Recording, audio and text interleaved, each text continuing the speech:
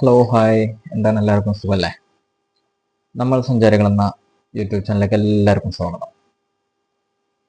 നമ്മൾ കഴിഞ്ഞ കുറച്ച് ദിവസങ്ങളിലായിട്ട് ഡിസ്കസ് ചെയ്തിരുന്നത് ഇച്ഛാശക്തി, അതേപോലെ ബാൻസന്റെ പാർട്ട്ണർ, സ്വർണ്ണ ഗനിക്ക് 3 അടി അകലെ നഷ്ടപ്പെട്ടു പോയ സ്വർണ്ണ കൂമ്പാരം എന്നീ സംഗതികളെ പറ്റിയാണ് നമ്മൾ ഡിസ്കസ് ചെയ്തിരുന്നത്. ഇന്ന് നമ്മൾ ഡിസ്കസ് ചെയ്യാൻ പോകുന്നത് നമ്മുടെ ജീവിത വിജയത്തിന് ഏറ്റവും പ്രധാനമായിട്ട് നമ്മുടെ മൈൻഡ് സെറ്റിൽ നിന്ന് എടുത്തു കളയേണ്ട ഒരു പ്രധാന സംഗതിയുണ്ട്. എന്താണെന്ന് വെച്ചാൽ സെൽഫ് ഡീമോട്ടിവേഷൻ. എന്ന് വെച്ചാൽ ഞാൻ ഒന്നുമല്ല, എനിക്കതിന് കഴിയില്ല എന്നുള്ളൊരു തോന്നല് ഒട്ടുമിക്ക ആളുകൾക്കും ഈ പറയുന്ന എനിക്കുണ്ടായിരുന്നു. ഞാനതെടുത്ത് കളഞ്ഞു. അതുകൊണ്ട് തന്നെ എനിക്ക് ഒരുപാട് മാറ്റങ്ങൾ എൻ്റെ ലൈഫിൽ, എൻ്റെ ബിസിനസ്സിൽ, എൻ്റെ കരിയറിൽ, എൻ്റെ പ്രവർത്തനത്തിൽ എനിക്ക് ഏകോപിക്കാൻ സാധിച്ചിട്ടുണ്ട്. അതുപോലെ തന്നെയാണ് നിങ്ങൾക്കും. അവിടെ ഏറ്റവും കൂടുതൽ വിഷയം വരുന്നത് എന്താണെന്ന് വെച്ചാൽ, നമ്മൾ ഭൂരിഭാഗം ആളുകളും ഒരു മിഡിൽ ക്ലാസ് അല്ലെങ്കിൽ അപ്പർ അല്ലെങ്കിൽ ലോവർ മിഡിൽ ക്ലാസ്സിൽ ജനിച്ച് ജീവിച്ചു വരുന്ന ആളുകളാണ്. അപ്പം നമ്മുടെ ജീവിതശൈലിയും നമ്മുടെ കൂടെ കൂടുന്ന ആളുകളും എല്ലാം ആ ഒരു കാറ്റഗറി ആളുകളായിരിക്കും. ഞാൻ ആ കാറ്റഗറി ആളുകളല്ല എഴുതുന്നത്, അതിൽ പെടുന്ന ഒരു വംശം ആളുകളെയാണ്. അങ്ങനെ ജീവിതം മുന്നോട്ട് പോകുന്ന സമയത്ത് നമ്മൾ ജനിച്ചു, സ്കൂള്, കോളേജ്, നമ്മുടെ ലൈഫ് എല്ലാം ഇങ്ങനെ നമ്മളിങ്ങനെ ഏകോപിപ്പിച്ച് കൊണ്ടുവരുന്ന സമയത്ത് നമ്മുടെ കൂടെ പഠിച്ചിരുന്ന, നമ്മുടെ കൂടെ കളിച്ചിരുന്ന, നമ്മുടെ കൂടെ നടന്നിരുന്ന ഒരുവൻ അല്ലെങ്കിൽ ഒരു വ്യക്തി, നമ്മൾ അതേ സെയിം മിഡിൽ ക്ലാസ് അല്ലെങ്കിൽ ലോവർ അല്ലെങ്കിൽ അപ്പർ മിഡിൽ ക്ലാസ്സിൽ ജനിച്ച് ജീവിച്ച് നമ്മുടെ അതേപോലത്തെ ഒരു വ്യക്തിയാണ്.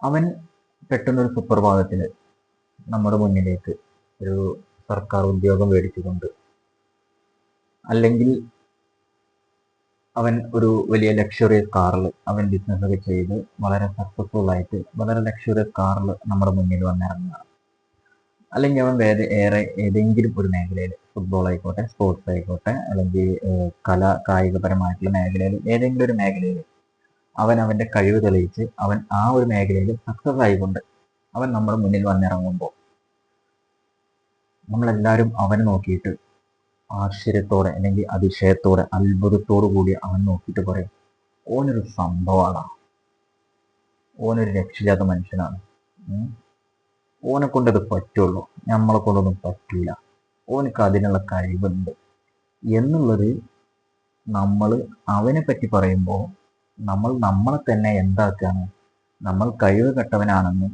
നമ്മൾക്ക് ഒന്നിനും പറ്റൂല എന്നുള്ളതും നമ്മൾ സ്വന്തം നമ്മളെ തന്നെ നമ്മൾ പറഞ്ഞ് ഇല്ലായ്മ ചെയ്യാണ്. ആദ്യം നമ്മൾ ആ ഒരു ഈഗോ, നമ്മുടെ ശരീരത്തോടുള്ള നമ്മളോടുള്ള ആ ഒരു ഈഗോ നമ്മൾ എടുത്ത് കളയണം. അവനക്ക് പറ്റുമെങ്കിൽ അത് എനിക്കും പറ്റും, പക്ഷെ അത് അവനേക്കാൾ പെർഫെക്റ്റ് ആയിട്ട് എനിക്ക് ചെയ്യാൻ സാധിക്കും.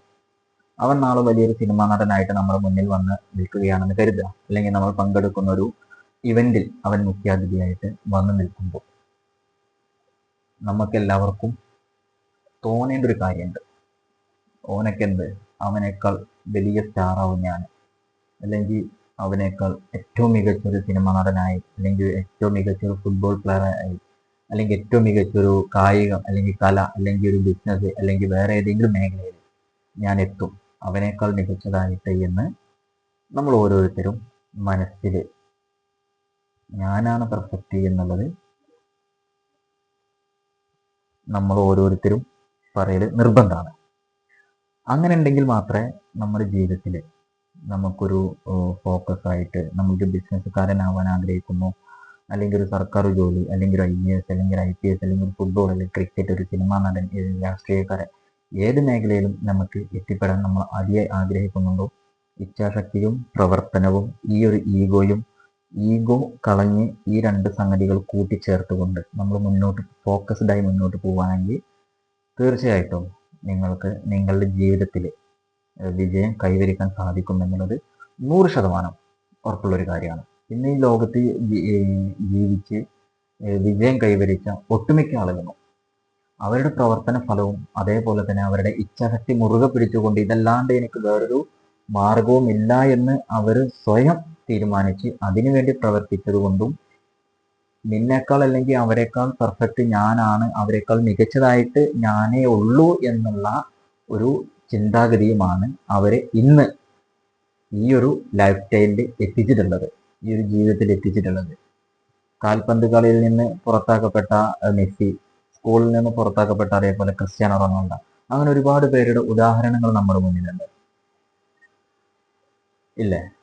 അപ്പോൾ ഈ ഉദാഹരണങ്ങളൊക്കെ മുന്നിൽ നിർത്തി ഈ മെസ്സി ആയാലും ക്രിസ്ത്യാനോ റൊണാൾഡോ ആയാലും ഇവരൊക്കെ ഇന്ന് ലോകത്തിൽ ഏറ്റവും അറിയപ്പെടുന്ന ആളുകളാണ്. അവർ ഒരു നിമിഷം പുറത്താക്കപ്പെട്ടിട്ടുണ്ടെങ്കിൽ പിന്നീട് അവരെ രണ്ട് കൈ നീട്ടി സ്വീകരിച്ച് ക്ഷമാപണം നടത്തുന്ന അല്ലെങ്കിൽ ക്ഷമാപണം നടത്താൻ ആഗ്രഹിക്കുന്ന ഒരു കൂട്ടം ആളുകളുടെ ഇടയിലാണ് നമ്മൾ ഓരോരുത്തരും ജീവിച്ചുകൊണ്ടിരിക്കുന്നത്.